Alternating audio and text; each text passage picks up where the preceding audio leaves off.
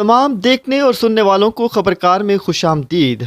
दोस्तों, आज आपसे रावलपिंडी की रहायशी 70 साला नासरा नवाज की हिम्मत की स्टोरी आपके साथ शेयर करने को जा रहे हैं। नासरा नवाज रावलपिंडी में एक पुराने और बोसीदा घर में अपने खावंद और एक बेटे के साथ रहती हैं। दोपहर का खाना बनाकर वो राजा बाजार और उसके नज़दीक वाक़ 6 मार्केटों में दुकानदारों और राहगीरों को फ़रोख्त करती हैं। जिस इलाके में वो खाना फ़रोख्त करती हैं वो सारा कमर्शियल इलाका है और वहाँ पर 1 फुट जगह का किराया भी हज़ारों रुपए में है। ताहम वहाँ पर एक दुकानदार ने उन्हें जगह फराहम की हुई है जिसका वो कोई किराया वसूल नहीं करते। नासरा नवाज 11 बजे के करीब अपने घर से पका हुआ खाना लेकर निकलती हैं। वो खाने के 2 बड़े बर्तन अपनी भांजी की मदद से अपने घर की ऊपर वाली मंजिल से उतार कर रक्शे में रखती हैं और 12 बजे के करीब अपना काम शुरू कर देती हैं, जो कि अमूमन सूरज ढलने से पहले तक जारी रहता है। पाकिस्तान के मुख्तलिफ शहरों में बहुत सी ख़वातीन ऑनलाइन घर का खाना ऐसे अफराद को पहुंचाने की सर्विस मुहैया करती हैं जो अपने काम की जगह पर मौजूद घर से खाना नहीं ला सकते।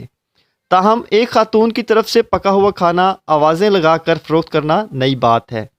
नासरा नवाज का खाना फ़रोख्त करने का अंदाज़ भी काफ़ी मुनफरिद है।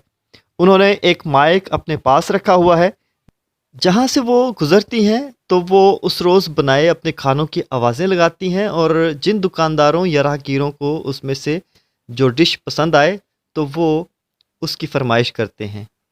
नासरा गुज़श्ता 3 साल से ये काम कर रही हैं।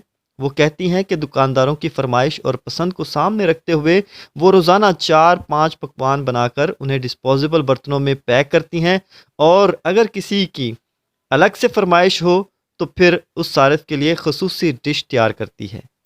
उनसे खाना खरीद कर खाने वाले एक दुकानदार का कहना है कि जब से अम्मा जी के हाथ का पका हुआ खाना खाया है तो इसके बाद से मार्केटों में वाक़या होटलों से खाना मंगवाना छोड़ दिया है। उन्होंने बताया कि बाज़ औक़ात मेरी अहलिया की जानिब से दोपहर के खाने की तैयारी में नागवारी का इजहार किया जाता था, लेकिन जब से अम्मा जी ने खाना फ़रोख्त करना शुरू किया है तो मैं इनसे खाना ख़रीद कर खा लेता हूँ। इस तरह ना सिर्फ घर का बना हुआ खाना मिल जाता है बल्कि अहलिया को भी आराम करने का मौका मिल जाता है। वो बताती हैं कि उनके 3 बेटे और 2 बेटियां हैं, जबकि शौहर PIA में ठेकेदारी करते थे। ताहम वहाँ से काम ख़त्म होने के बाद कुछ अरसे तक जो जमा पूंजी थी वो खाते रहे, लेकिन फिर वो बीमार रहने लगे और जो पैसे बचे हुए थे वो सारे इनकी बीमारी पर लग गए। ऐसे हालात में घर चलाने के लिए किसी न किसी को तो बाहर निकलना ही था। चूँकि शौहर की जिस्मानी हालत ठीक नहीं थी, इसलिए मैंने रोज़गार के लिए घर से निकलने का फ़ैसला किया। जब उनसे पूछा गया कि क्या इनके 3 बेटे इनकी कोई माली मुआवनत नहीं करते, तो नासरा की आंखों से आंसू जारी हो गए और फिर हौसला इकट्ठा करते हुए वो बोलीं कि मुझे किसी की मदद की ज़रूरत नहीं है। उन्होंने कहा कि इनका शौहर सब्जियां काटने और हिसाब किताब में इनकी मदद करते हैं। जब इनसे पूछा गया कि माली मुआवनत के लिए हुकूमत के किसी इदारे से रब्ता क्यों नहीं करती, तो नासरा ने पंजाबी की ये ज़रबुल मिसाल सुनाई, मंगतियाँ कोलों मंगना लानतां दा काम में है।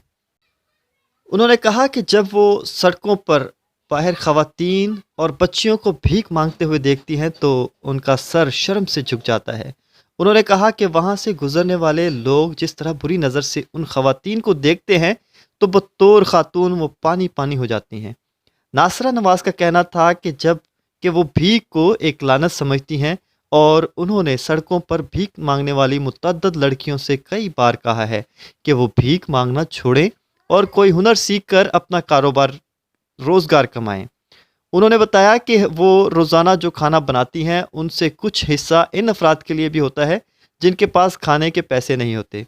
नासरा नवाज का कहना था कि अगर किसी दिन कोई खाना बच जाता है तो वो वहाँ पर भीख मांगने वालों को दे देती हैं। उन्होंने कहा कि ऐसा नहीं कि हर रोज़ खाना लोगों को पसंद आए, बल्कि बाज़ औक़ात खाना ख़रीदने वाले इन खानों में ख़राबियों की निशानदही भी करते हैं, जिनको अगले रोज़ दूर करने की कोशिश की जाती है। नासरा हफ्ते में 6 दिन खाना सप्लाई करती हैं और इस दिन छुट्टी करती हैं जिस रोज़ मार्केटें बंद होती हैं।